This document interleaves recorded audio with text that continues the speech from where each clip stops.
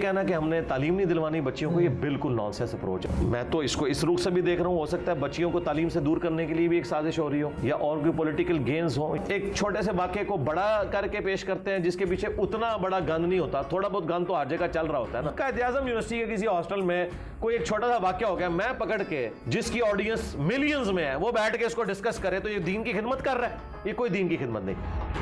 अभी ये इस्लामिया यूनिवर्सिटी बहावलपुर में जो वाक़या हुआ उसमें टीचर भी इन्वॉल्व थे। बीइंग अ टीचर मैं 2 दिन हैरत वर्दा में रहा हूँ, सो नहीं सका कि ये मामला किस तरफ चला गया है। नेक्स्ट हम अपने बच्चों को बच्चियों को तालीम के लिए कहाँ लेके जाएंगे, क्या सिलसिला होगा, सोसाइटी किस तरह सही राह पे आएगी। मेरे ख्याल अभी प्री मेच्योर है, ये मामला ज़रा सामने आने दें। डॉक्टर शाहिद मसूद साहब ने भी एक झूठ मशहूर कर दिया था ज़ैनब कत्ल केस के मौका पर, हलचल नहीं मच गई थी दुनिया में, लेकिन निकला कुछ और था। ये वो जितने दावे कर रहे हैं ना, जब तक इंडिपेंडेंट कोई एजेंसी इन चीज़ों को वेरीफाई करके कोई चीज़ें सामने नहीं आती, उस वक्त तक हम इस बड़े लेवल की राय कायम ना करें कि ये इस तरह होता है। ये इतना आसान काम नहीं है। यूनिवर्सिटीज़ के हॉस्टल्स जो औरतों के बच्चियों के लिए बने हुए हैं, बड़े सिक्योर हॉस्टल्स होते हैं, इतना आसान काम नहीं होता। ये बात करना आसान है, जब तक इसकी वेरिफिकेशन नहीं हो जाती ना, उस वक्त तक हम कोई हतमी राय कायम नहीं कर सकते। अगर खुदा न खास्ता ये सब कुछ इसी तरीके से जो ये कर रहे हैं तो ठीक है, गवर्नमेंट का फिर काम है कि इन मामलात को सीधा करे। ये यूनिवर्सिटीज़ के अंदर इस वाक़े के बाद उनको अपने मामलात को सीधा लेके चलना चाहिए और मुस्तकबिल में।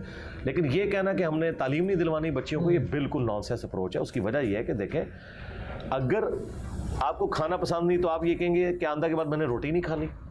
अगर दूध आपको खालिस नहीं मिल रहा तो आप कहेंगे मैं चाय पीना छोड़ दूंगा। आप अच्छे की तलाश में रहेंगे। मैं तो इसको इस रुख से भी देख रहा हूँ, हो सकता है बच्चियों को तालीम से दूर करने के लिए भी एक साजिश हो रही हो या और कोई पॉलिटिकल गेन्स हो, या तो फिर बाद में कई एक चीज़ें खुल के सामने आती हैं ना। ये इतना आसान काम नहीं होता कि हम कोई इस तरह का डिसीजन ले लें। जब तक कि मैं वहाँ के रहने वाले बच्चों या बच्चियों का इंटरव्यू खुद नहीं कर लेता, जो इंडिपेंडेंट सोर्सेज हैं, और वो कंफर्म नहीं करते, उस वक्त तक चंद रिपोर्टों के ऊपर लाई करके कोई एक्सट्रीम, मैंने इसलिए देखे आज करंट अफेयर के तौर पे इसे डिस्कस भी नहीं किया, क्योंकि फिर आप एक छोटे से वाक़े को बड़ा करके पेश करते हैं जिसके पीछे उतना बड़ा गंद नहीं होता, थोड़ा बहुत गंद तो हर जगह चल रहा होता है ना। सोसाइटी और गंदी हो जाती है। ये ज़रूरत नहीं है। अब कायद-ए-आज़म यूनिवर्सिटी के किसी हॉस्टल में कोई एक छोटा सा वाक़या हो गया, मैं पकड़ के जिसकी ऑडियंस मिलियंस में है वो बैठ के इसको डिस्कस करे तो ये दीन की खिदमत कर रहा है, ये कोई दीन की खिदमत नहीं। दीन की खिदमत यह है कि जब कोई फितना बड़ा हो और बाकी स्टैब्लिश हो जाए, फिर आप उसे ललकारें कि हाँ ये ऑलरेडी हो चुका है। आप देखें कई लोगों ने ये माजी करीब में दावा नबूवत किया है, मेरी कोई वीडियो उनके खिलाफ नहीं आई। वो यार उनकी किस काबिल है कि मैं उनको डिस्कस करूं। हाँ, कोई बड़े लेवल का मुसलमान स्कॉलर या क्रिश्चियन स्कॉलर जिसके करोड़ों मानने वाले होते हैं, अचानक वो दावे नबूवत कर देता और वो लाखों लोग अपने साथ लगा लेता, फिर मेरा तकाजा था कि मैं उसकी ऐसी की तैसी फेरता। एक बंदे की वीडियो 700-800 बंदों ने देखी है और मैं पकड़ के मिलियंस ऑफ पीपल के प्लेटफॉर्म से कहूँ कि हाँ जी फलानी जगह बंदा जो दावा नबूवत की थी जी, और लोग जाके उसको सुने, फजूल उसकी फजूलियात सुने, ये कोई दीन की खिदमत नहीं है। मैंने कभी भी करबला, जंगे जमल, सिफीन, नरवान डिस्कस नहीं करनी थी, चूँकि इन जंगों को बुनियाद बना के मुसलमानों के 2 टुकड़े हुए और लाखों लोगों को ऑलरेडी की मुसीबत से गुजर रहे हैं, इसलिए मैंने इसे मौजूए बहस बनाया।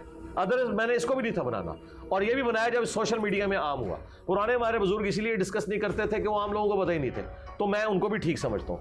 वो भी आज होते तो मेरी तरह फिर ये डिस्कस करके ऑप्टिमल सोल्यूशन देते हैं, जिस तरह मैंने बैलेंस सोल्यूशन दिया है।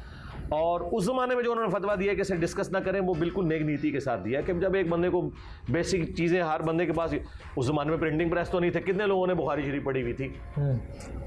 ये इमाम बुखारी के चंद शागिर्दों के पास बुखारी के हैंड रिटन नोट्स थे, बाकी दुनिया को नहीं पता था।